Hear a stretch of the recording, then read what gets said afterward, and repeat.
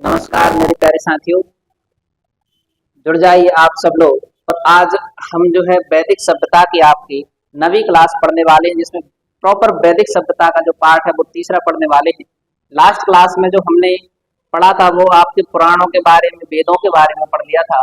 आज जो है हम इस सेशन में आपके भगवान विष्णु के 10 अवतारों के बारे में चर्चा करने वाले हैं कि कौन कौन से अवतार हुए, है ना, किन किन घटनाओं से संबंधित हुए और ऐसा क्या हुआ कि आगे भविष्य में भगवान कौन सा अवतार और कहां पर ये अवतार लेने वाले हैं। तो जल्दी से आप सब लोग इस वीडियो के लिंक को अपने ज्यादा से ज्यादा दोस्तों में शेयर करें, जिससे कि सब लोगों को इनके बारे में जानकारी मिलनी चाहिए।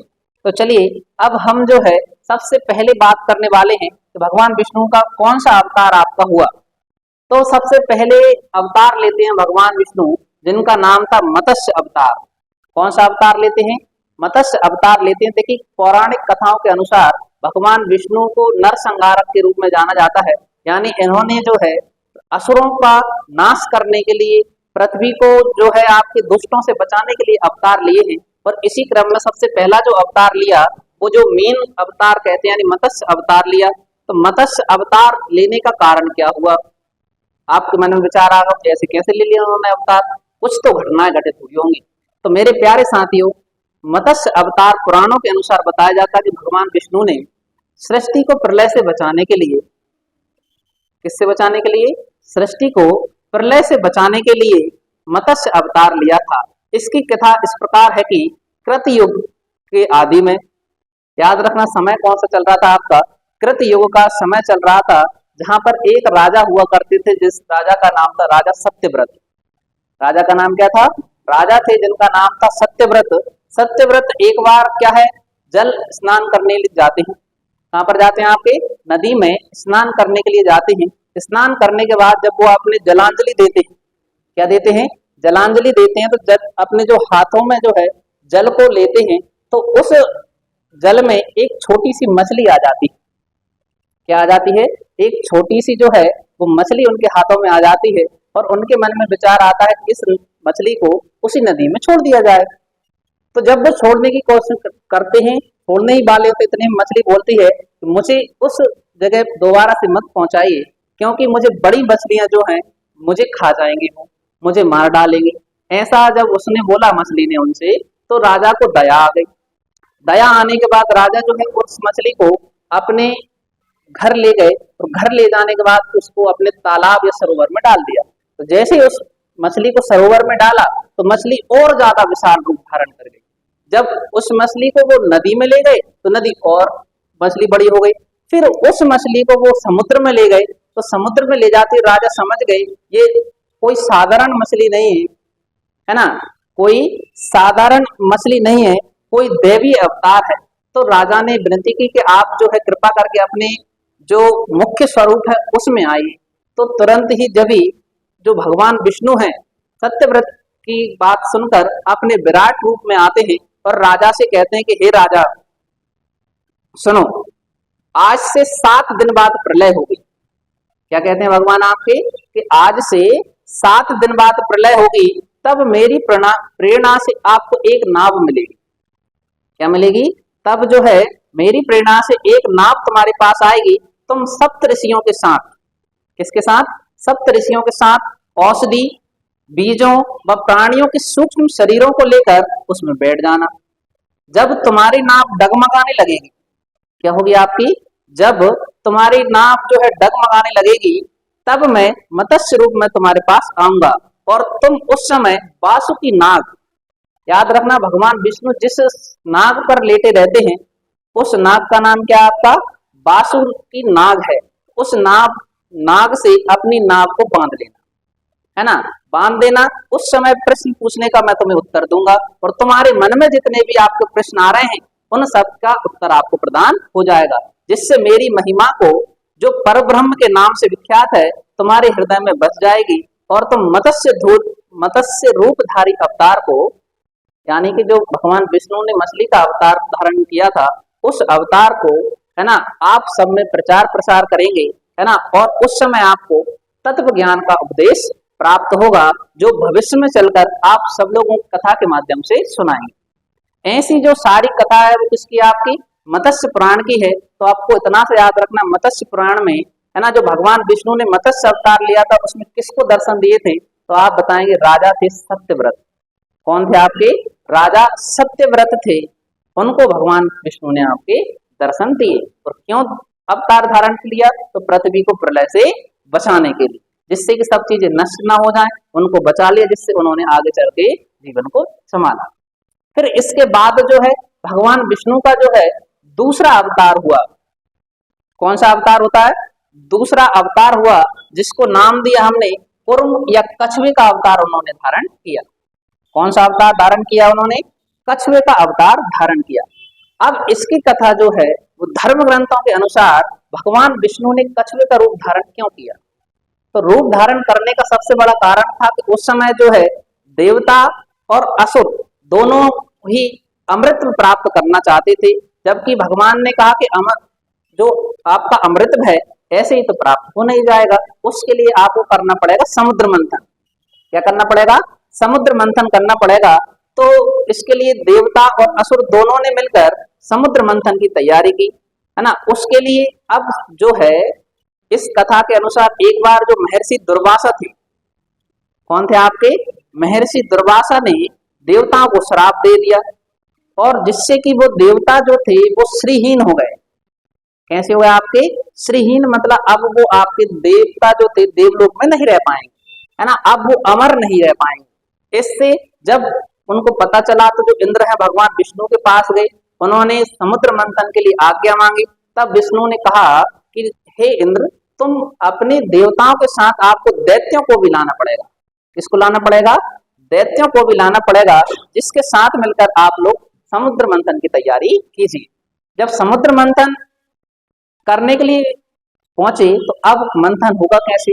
आपको पता है जैसे कि मही को, दूध को मथा जाता है, उससे क्रीम निकाली जाती है, तो उसमें पहले मथनी भी तो डालनी पड़ती है। किससे मथेंगे?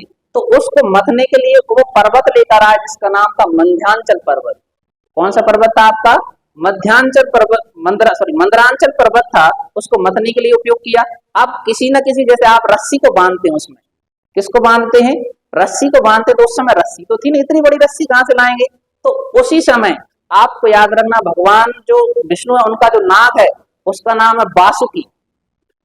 बासुकी नाग को उसमें लपेटा गया, किसमें? मदरांचल पर्वत में, ठीक है ना, जिसके कारण उन्होंने समुद्र मंथन किया।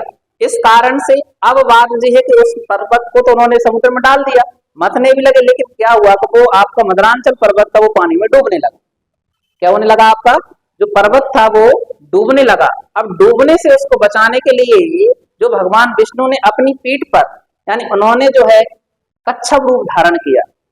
कौन सा रूप धारण किया आपका? कछुए का रूप धारण करके उस मदरांचल पर्वत को अपने ऊपर धारण कर लिया, जिसपे ही आपका पूरा समुद्र मंथन हुआ। इसी कारण जो भगवान विष्णु को कुर्म अवतार के रूप में भी जाना जाता है, और जिससे आपका समुद्र मंथन सफल हुआ। ऐसी जो घटना है वो कौन से अवतार के बारे में रहती है आपकी? ये पौराणिक कथा में आपको सुनने की मिलती है, जिसका नाम क्या है आपका? कच्छप अवतार। ठीक है, अब जो है हम इनके तीसरे अवतार के बारे में बात करने वाले हैं, जिसका नाम है वराह अवतार। कौन सा अवतार है आपका? वराह अवतार के बारे में चर्चा करने वाले हैं। तो मेरे प्यारे साथियों, वराह अवतार की चर्चा कुछ इस प्रकार की कथा है कि धर्म ग्रंथों के अनुसार भगवान विष्णु ने वराह अवतार क्यों लिया? तो उस समय क्या हुआ, एक रात दैत्य हुए करते थे जिसका नाम था हिरण्याक्ष। दैत्य का नाम क्या था आपका? दैत्य थे हिरण्याक्ष। हिरण्याक्ष ने जब पृथ्वी को ले जाकर समुद्र में छिपा दिया। कहां पर छिपा दिया था? हिरण्याक्ष ने जो है पृथ्वी को लेकर कहां पर छिपा दिया? आपके समुद्र में छिपा दिया। तब ब्रह्मा जी की नाक से प्रकट होकर, याद रखना भगवान विष्णु कहां से प्रकट हुए आपके? तो ब्रह्मा जी की नाक से प्रकट होकर उन्होंने वराह रूप धारण किया। भगवान विष्णु इस रूप को देखकर सभी देवता ऋषि मुनियों ने उनकी स्तुति की। स्तुति करने के बाद उनसे आग्रह किया कि आप जो है पृथ्वी को ढूंढिए। किसको ढूंढिए आप? पृथ्वी को ढूंढिए। तो वराह रूप में भगवान विष्णु पृथ्वी को ढूंढना प्रारंभ करते हैं। जब उनको पृथ्वी मिल जाती है तो उसको अपनी थुतनी, थुतनी मतलब समझ रहे आप, अपने मुंह, देखो किस पर रखे हैं, वो अपने मुंह पर रखे हुए हैं, उसको सींगों के बीच में फंसाकर पृथ्वी को उठा लाते। है ना। और जिसके बाद जो है वो जो पता पड़ता है कि पृथ्वी को ले गए हैं, ले जाने के बाद हिरण्याक्ष और जो है आपकी भगवान विष्णु के बीच में लड़ाई होती है। उस युद्ध में हिरण्याक्ष का वध कर देते हैं कौन? वराह भगवान। कौन वध कर देते हैं? आपके वराह भगवान जो है हिरण्याक्ष का वध कर देते हैं। इसके बाद भगवान वराह ने खुरों से जल की स्तंभनी कर उसे पृथ्वी पर स्थापित कर दिया। याद रखना, पृथ्वी को स्थापित कहाँ किया गया है? खुरों से खींचकर उसको ऐसे फंसा दिया जिससे पृथ्वी एक जगह से दूसरी जगह आपकी ना खिसक पाए। तो ऐसी जो कथा है वो आपको किसके बारे में जानकारी मिलती है? आपकी वराह अवतार की जानकारी मिलती है। तो आपका इंपोर्टेंट क्वेश्चन ये बनता है कि वराह अवतार में भगवान विष्णु ने किसकी हत्या की या किसका वध किया था? तो आप बताएंगे हिरण्याक्ष। कौन है आपके? हिरण्याक्ष। अब इसके बाद जो भगवान का अगला अवतार आता है उसका नाम आपको दिख रहा होगा, नरसिंह अवतार भगवान ने धारण किया। कौन सा अवतार धारण किया था? नरसिंह अवतार भगवान ने धारण किया। इसके पीछे कारण क्या है? तो पुराणों के अनुसार बताया जाता है कि भगवान विष्णु ने नरसिंह अवतार लेकर दैत्यों के राजा, जिनका नाम था हिरण्यकश्यप, क्या नाम था उनका? दैत्यों के राजा हुआ करते थे कौन? हिरण्यकश्यप का वध किया। इस अवतार की कथा इस प्रकार है कि धर्म ग्रंथों के अनुसार बताया जाता है कि हिरण्यकश्यप स्वयं को भगवान से भी अधिक बलवान मानता था। क्या मानता था? आपका जो हिरण्यकश्यप था वो स्वयं को भी क्या मानता था? भगवान से भी बड़ा, कि मैं ही इस दुनिया में सर्वशक्तिमान हूँ, है ना। ऐसे खुद को मानता था, लेकिन उसको कुछ वरदान भी दिए गए थे क्योंकि तपस्या की थी उसने। देखिए राक्षस जो है उन्होंने फ्री फोकट की तपस्या नहीं मिली है। जैसे आजकल आप जो गवर्नमेंट एग्जाम की तैयारी करते हो और आपको लगता है हमारी नौकरी नहीं लगेगी, भैया जो तैयारी करेगा वो नौकरी लगेगी। राक्षस भी कैसे शक्तिशाली हुए आपके? उन्होंने भी बहुत ज्यादा तप किया और ब्रह्मा जी से वरदान प्राप्त किया। जब हिरण्याक्ष ने वरदान में क्या मांगा, उसने कहा कि ना तो मुझे कोई देवता मार सके, ना मनुष्य, ना पशु, ना मैं दिन में मरूं, ना रात में मरूं, ना धरती पर, ना आकाश में, याद रखना, ना ही अस्त्र से, ना ही शस्त्र से। इतने सारे वरदान उसे प्राप्त मिले, मैं इन किसी से ना मर सकूं। इसलिए उसके राज में जो भी भगवान विष्णु की पूजा करता था वो उन सबको मृत्यु दंड दे देता था। कौन दंड देते थे आपके? जिनका नाम था हिरण्यकश्यप। तब क्या हुआ? हिरण्यकश्यप को एक पुत्र रत्न की प्राप्ति हुई, जिस पुत्र का नाम था प्रहलाद। क्या नाम था? प्रहलाद उनका नाम था। तो प्रहलाद बचपन से ही भगवान विष्णु के भक्त थे, है ना। जब थोड़े और बड़े हुए तो भगवान विष्णु की पूजा अर्चना करने लगे। उसका पता पड़ता उनके पिताश्री, जिनका नाम क्या था आपका? हिरण्यकश्यप। तो हिरण्यकश्यप ने उनको समझाने के लिए बहुत सारे प्रयत्न किए। जब वो नहीं मानते हैं तो उसने उनको मृत्यु दंड दे दिया। क्या देने को आदेश दे दिया? जाओ आज प्रहलाद को मृत्यु दंड दिया जाएगा। मृत्यु दंड देने के लिए बहुत सारे कर्म किए जाते हैं, है ना। और उसके लिए उन्होंने जो अपनी बहन है हिरण्याक्ष की जो बहन थी, हिरण्यकश्यप की जो बहन थी, उनका नाम था आपका होलिका। क्या नाम था? होलिका। होलिका अपने साथ लेकर प्रहलाद को अपनी गोद में बैठ जाती, जबकि होलिका को वरदान था कि वो आगे से नहीं चलेगी। लेकिन उसमें वरदान में ये जरूर कहा गया था कि आप किसी को लेकर बैठेंगे तो आप चल जाओगे। ऐसे क्या हुआ? भगवान विष्णु ने प्रहलाद की रक्षा की और होलिका दहन हो जाता। होलिका जो है आग से जलकर भस्म हो जाती है। यही कारण जो है आपको, आप जब होली का त्योहार अब आने वाला है कुछ ही दिन बाद, तो आप होली जलाते हैं। होली जलाने का कारण इतना सा ही है, होली का दहन इसलिए मनाया जाता है, बुराई पर सत्य की जीत हुई आपकी, है ना। ऐसे ही जो है होलिका दहन हो जाता है, होलिका आग में जलकर भस्म हो जाती है। फिर जो है आपके जो हिरण्यकश्यप है वो स्वयं प्रहलाद को मृत्यु दंड देने के लिए आते हैं और पूछते बताओ कहाँ कहाँ है हरि तुम्हारे। इसलिए आपको पता है वो तोड़ फोड़ करने लगते हैं। तो भगवान जो जो प्रहलाद थे उन्होंने बताया मेरे तो प्रभु कण कण में है। ऐसे ही जब वो एक पिलर को पूछते क्या यहाँ भी है, तो उस पिलर को तोड़ देते हैं हिरण्यकश्यप और उस पिलर में से भगवान प्रकट होते हैं। उनका नाम क्या निकला है? भगवान प्रकट होते हैं कौन से? नरसिंह अवतार में प्रकट होते हैं। और हिरण्यकश्यप को अपनी देहरी पर बैठकर, कहां पर? देहरी पर बैठकर अपनी गोद में सिला के अपने नाखूनों से मार देते हैं। किससे मारते हैं? अपने नाखूनों से हिरण्यकश्यप को क्या कर देते हैं? वध कर देते हैं। और प्रहलाद जो है एक भक्त के रूप में सभी जगह जाने जाते हैं। तो ऐसी जो कथा है आपकी वो भगवान नरसिंह अवतार की कथा देखने को मिलती है। इसके बाद जो आपका पांचवा अवतार आता है वो रहता है आपका वामन अवतार। कौन सा अवतार आता है आपका? वामन अवतार आता है। तो वामन अवतार की जो कथा है वो सतयुग के समय की। कब की कथा है आपकी? सतयुग के समय जो प्रहलाद, अभी आपने जिनका नाम सुना था, जो हिरण्यकश्यप के पुत्र थे प्रहलाद, तो प्रहलाद के पौत्र हुए दैत्यराज बलि। कौन हुए आपके? तो प्रहलाद के जो पौत्र हुए उनका नाम था दैत्यराज बलि। बलि ने स्वर्गलोक पर अधिकार कर लिया था। किस पर अधिकार कर लिया आपके? स्वर्गलोक पर अधिकार कर लिया। सभी देवता इस विपत्ति से बचने के लिए भगवान विष्णु के पास जाते हैं। तब भगवान विष्णु ने कहा कि मैं स्वयं देव माता अदिति के गर्भ में जन्म लूंगा। कहां पर जन्म लेंगे वो? देव माता अदिति के गर्भ में जन्म लिया उन्होंने, है ना। तुम्हें स्वर्ग का राज्य दिलाऊंगा। कुछ समय पश्चात भगवान विष्णु ने वामन अवतार धारण कर लिया। कौन सा अवतार धारण कर लिया? तो वामन अवतार धारण किया। एक बार राजा बलि महान यज्ञ की तैयारी कर रहे थे। उस यज्ञ में भगवान विष्णु जो है वामन का अवतार धारण करके जाते हैं, बलि की यज्ञशाला में गए, है ना। और राजा बलि से उन्होंने तीन पग धरती मांगते। कितनी मांगते हैं? तो ये राजा जो बलि हैं ये कौन है आपके? वामन अवतार भगवान ने धारण किया और 3 पग धरती मांगते हैं। कितनी पग धरती मांगते हैं? 3 पग धरती मांगते हैं। राजा बलि ने गुरु शुक्राचार्य भगवान की लीला समझ गए थे। याद रखना, राजा जो थे आपके बलि, बलि के गुरु कौन थे आपके? शुक्राचार्य। शुक्राचार्य समझ गए थे कि 3 पग धरती क्यों मांग रहे हैं, लेकिन अहंकार तो अहंकार होता है आपका, है ना। उस समय राजा जो बलि थे उन्हें अहंकार हो गया था कि 3 पग धरती कितनी होती है, कहते आप नाप लीजिए। तो भगवान ने जब 3 पग धरती नापी तो पहली जो पग था उसमें धरती को दान दे दिया। किसको नाप लिया? धरती को। दूसरे में आकाश को नाप लिया। आकाश पाताल सब आ गए दोनों पग। अब रहा तीसरा पग कि बताइए अब हम जो है राजा कि हे राजन मैं तीसरा पग कहां पर रखूं। तो राजा बलि ने कहा कि प्रभु आपने दोनों लोग तो नाप लिए, अब तीसरा पग जो है मेरे आप सिर पर ही रख दीजिए। ऐसे जो है इस कथा खत्म होती है आपकी। बलि ने तीसरा जो पग है अपने सिर पर रखने के बाद, है ना, सुतलोक पहुंच गया और बलि की दान वीरता के कारण भगवान विष्णु ने सुतलोक का उसे स्वामी बना दिया, है ना। इस तरह भगवान विष्णु ने वामन अवतार के द्वारा देवताओं को अपने जो है देवलोक को प्रदान कर दिया।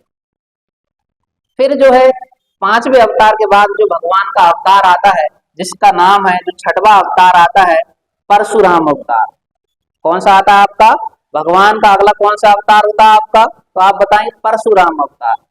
तो परशुराम में आपने तो नाम सब लोगों ने रामायण देखी है, तो भगवान परशुराम जो आते हैं वो इनके ही अवतार थे। लेकिन राम जी से बड़े थे कि छोटे थे बताओ? जो परशुराम आते बड़े थे, यानी परशुराम बाद में आए। परशु के साथ में जुड़ा हुआ है क्या? राम। तो राम बाद में आएंगे। जब परशुराम आते हैं तो परशुराम, इनकी जो कथा ऐसी है कि हिंदू धर्म ग्रंथों के अनुसार परशुराम भगवान विष्णु के अवतारों में से एक, है ना। परशुराम का जो जन्म है वो कहां पर हुआ आपका? है बंसी कीर्तिवीर। याद रखना आपको, उस समय प्राचीन समय में महिष्मती नगर हुआ करता था। कौन सा नगर था आपका? महिष्मती नगर पर एक शक्तिशाली जो वंश था जिसका नाम था है वंश, है ना, जिसके राजा हुआ करते थे कार्तवीर। कौन थे आपके? राजा थे कार्तवीर या अर्जुन, जिसको सहस्त्रबाहु के नाम से जाना जाता था। इनका जो शासन था चारों जगह चल रहा था। वह राजा बहुत अभिमानी था और अत्याचारी भी था। राजा कैसे थे आपके? सहस्त्रबाहु कैसे थे? बहुत अत्याचारी थे और अभिमानी थे। एक बार अग्निदेव ने उनसे भोजन करने की आग्रह की, मैं भोजन करना चाहता हूं। तो जो अभिमानी राजा थे जिनका नाम था क्या आपका? सहस्त्रबाहु। सहस्त्रबाहु ने उनसे कहा जाइए, चारों दिशाओं में कहीं भी चले जाइए, चारों दिशाओं में मेरा ही अधिकार है, आप कहीं पर भी जाकर भोजन कर सकते हैं। तो ऐसे जो अग्निदेव जो है आपके एक जंगल में जाते हैं और चारों तरफ आग लगा देते हैं। उसी अग्नि के बीच में, उस जंगल में ही हवन कर रहे थे एक ऋषि, है ना। ऋषि ने उन पर क्रोधित होते हुए जो आपके सहस्त्रबाहु थे उनको श्राप दे दिया। क्या दे दिया था? श्राप दे दिया। किसको श्राप दिया? सहस्त्रबाहु को श्राप दे दिया कि भगवान विष्णु परशुराम रूप धारण करेंगे, उस जन रूप के द्वारा ही तुम्हारा क्या हो जाएगा? वध हो जाएगा। इस श्राप के कारण सहस्त्रबाहु की सारी भुजाओं को काट देते हैं अपने फरसे से। कौन? परशुराम, है ना। तो याद रखना, अब आपसे पूछा जाएगा भगवान जो परशुराम है इन्होंने जन्म कहाँ पर लिया? तो जो भगवान विष्णु के अवतार हुए परशुराम, उन्होंने भार्गव कुल महर्षि जमदग्नि के 5वें पुत्र के रूप में उन्होंने जन्म लिया। और किसका वध कर देते हैं वो आपके? तो वो आपके सहस्त्रबाहु का वध कर देते हैं और इस जो पृथ्वी है उसको दुष्टों से छत्रीहीन कर देते हैं। क्या कर देते हैं? क्योंकि आपको पता है जो राजा थे वो कौन थे? आपके क्षत्रिय कहलाते थे। इसमें भी लिखा भगवान विष्णु शिव भक्त परशुराम के अवतार प्रकट होकर इस अवतार में उन्होंने राजा प्रसेनजित की पुत्री रेणुका और भृगवंशी जमदग्नि के पुत्र बनकर जन्म लिए। इस अवतार में उन्होंने क्षत्रियों को क्या कर दिया? अहंकारी विध्वंस से होकर बचाया था। संसार को अहंकार होने से बचाया। जो राजा थे उनको भी घमंड चोर चोर कर दिया था। अब कितने अवतार हो गए हमारे? 6 अवतार हो गए हैं। और इसी के साथ आपका 7वां अवतार आता है। कौन से नंबर का आता है? 7वां अवतार हुआ भगवान श्री राम का। इन्हीं तो आप जानते हैं भगवान श्री राम को, है ना। जी आए आपके कौन से युग में? तो भगवान श्री राम जो आते हैं वो आते हैं आपके त्रेता युग में। कौन से युग में आते हैं? आपके त्रेता युग में भगवान राम ने जन्म लिया। और इनकी कथा तो आप सबको ही पता है, लेकिन फिर भी हम थोड़ी सी बात करते हैं कि त्रेता युग में एक राक्षस राज रावण हुआ करता था। कौन हुआ करते थे आपके? रावण हुआ करता था, जिसका आतंक बहुत था, जिसने नवग्रह सभी ग्रहों को अपना बंदी बना लिया था। और जो अपने पुत्र का नाम क्या था? दुर्योधन, सॉरी, इनके पुत्र का नाम क्या था? इंद्रजीत, या जिसको मेघनाथ को बचाने के लिए कि उसे कोई मार ना सके, इसलिए उन्होंने सारे ग्रहों को बंदी बना लिया और शनि देव को तक बंदी बना लिया था। जिस करने की जब तक को दृष्टि पड़ेगी नहीं जब तक विनाश होगा ही नहीं, है ना। ऐसे जो त्रेता युग में राक्षस राज रावण का आतंक बढ़ता गया, उससे सभी देवता डरते थे, है ना। उसके वध के लिए भगवान विष्णु ने राजा दशरथ के यहाँ माँ कौशल्या के गर्भ से पुत्र के रूप में जन्म लिया। इस अवतार में भगवान विष्णु के ने अनेक राक्षसों का वध किया और मर्यादा का पालन करते हुए अपने जीवन का यापन किया। अगर आपसे पूछा जाए भगवान राम को किस रूप में जाना जाता है, तो मर्यादा पुरुषोत्तम के रूप में जाना जाता है, क्योंकि उन्होंने कोई ज्यादा चमत्कार को नमस्कार नहीं करवाया था, है ना। मर्यादा में थी, कोई ज्यादा वैसे उन्होंने काम नहीं की, है ना। पिता के कहने पर वो वनवास चले जाते हैं और रावण उनकी पत्नी जिनका नाम था सीता का हरण कर लेता है और सीता की खोज के लिए भी लंका पहुंचते हैं।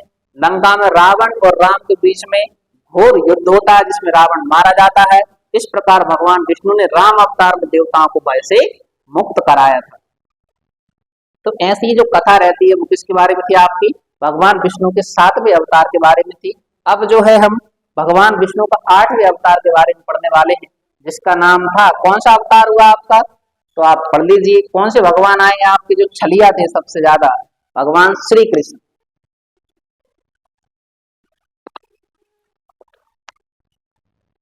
तो देखिए श्री कृष्ण के बारे में आपने कृष्ण लीला देखी होगी बहुत से लोगों ने, है ना। लेकिन आपको ये भी याद रखना कौन सा अवतार हुआ अगला भगवान का? तो अगला जो 8वां अवतार हुआ श्री कृष्ण का, इसमें ये कंस का वध करने के लिए, याद रखना कि द्वापर युग में भगवान राम आए थे आपके कौन से युग में? त्रेता युग में। भगवान कृष्ण आए कौन से युग में? आपके द्वापर युग में। तो द्वापर युग में भगवान विष्णु ने कृष्ण अवतार लेकर अधर्मियों का नाश किया।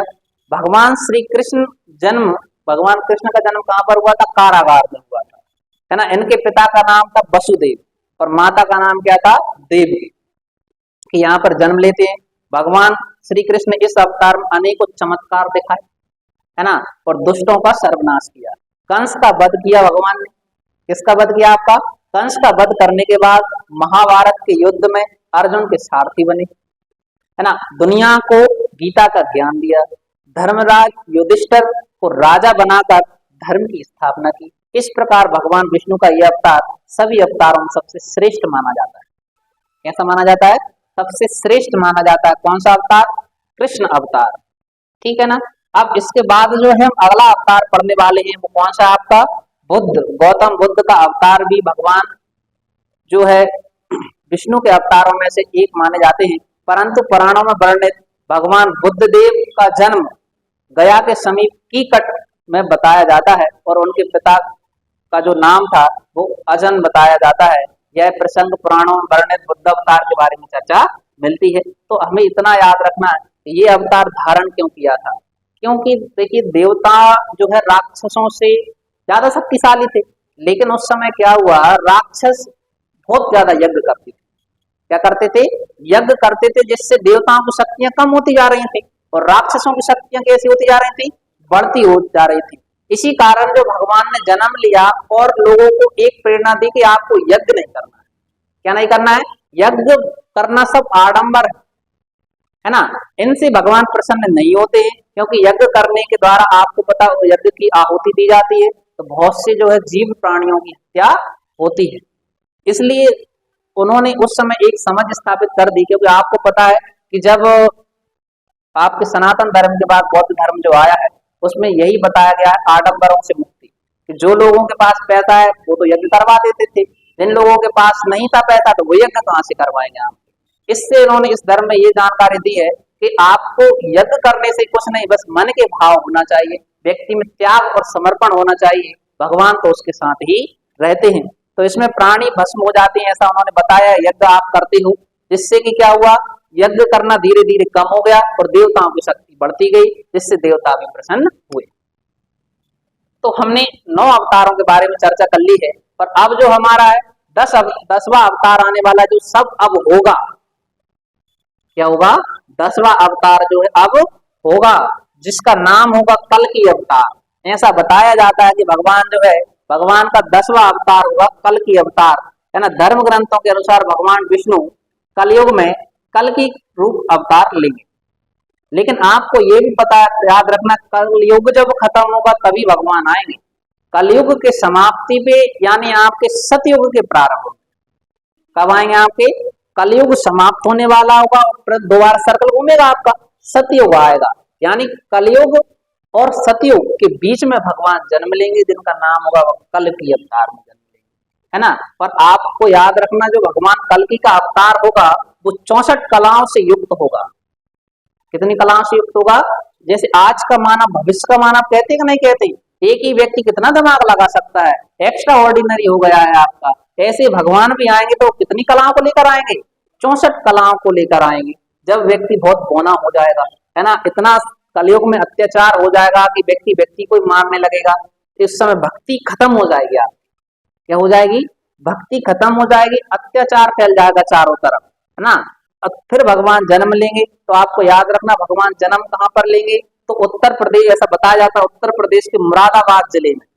कहाँ पर जन्म लेंगे, आपके उत्तर प्रदेश के मुरादाबाद जिले में संभल नामक स्थान पर एक विष्णु यशा नामक तपस्वी ब्राह्मण के यहाँ पर वो जन्म लेंगे, है ना। और कल्कि के रूप में पुत्र जन्म लेंगे, और कल्कि देवदत्त नामक घोड़े पर सवार होंगे।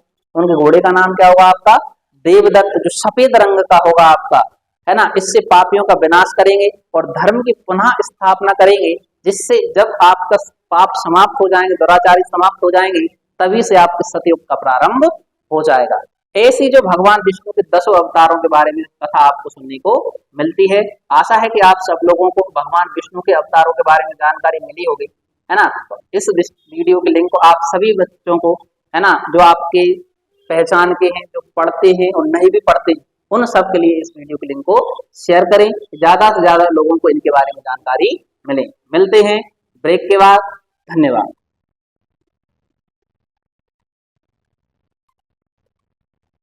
कि आज इसके क्लास के लास्ट में हम 2 पंक्तियां आपके लिए कहना चाहेंगे कि मंजिल उन्हीं को मिलती है, कि मंजिल उन्हीं को मिलती है जिनके सपनों में जान होती है, कि मंजिल उन्हीं को मिलती है जिनके सपनों में जान होती है। पंखों से कुछ नहीं होता, कि पंखों से कुछ नहीं होता, हौसलों से उड़ान होती है। कि ऐसे ही किसी ने क्या खूबसूरत 2 लाइनें और बोली है कि नजर को बदलो, कि नजर को बदलो तो नजारे बदल जाते हैं।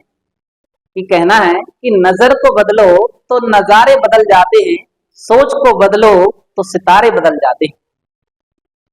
कश्तियां बदलने की जरूरत नहीं होती, कि कश्तियां बदलने की जरूरत नहीं होती, तुम दिशाओं को बदलो तो किनारे खुद ब खुद बदल जाते हैं।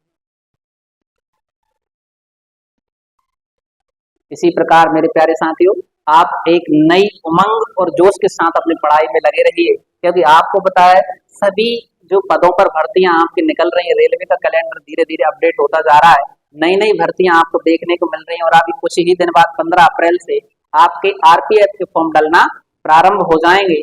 तो आशा है कि आप सब लोग अच्छे से पढ़ाई से लगे रहिए, आप है ना। हमें सफलता चाहिए और सफलता का जुनून हमारे जैनो जन्म में होना चाहिए कि आपको मंजिल मिलेगी, कि आपको मंजिल एक ना एक दिन जरूर मिलेगी। ये आपको अपने खुद से वादा करना है, हमें किसी और के लिए नहीं, हमें खुद के लिए पढ़ना है, क्योंकि हमारे सपने पूरे करना है। हमें सपने देखना मत छोड़िए आप, क्योंकि जिनके सपनों में जान होती है उनके हाथ में अपना एक मुकाम होता है ना। इसलिए प्यारे साथियों आप लगे रहिए, है ना, हौसलों के साथ, एक जोश के साथ आप पढ़ते रहिए और आपका अपना परिवार आपके साथ है। इसलिए ज्यादा से ज्यादा लोगों को अपना चैनल शेयर करें, कार्तिक इंस्टीट्यूट को सब्सक्राइब करना आप ना भूलें। मिलते हैं ब्रेक के बाद।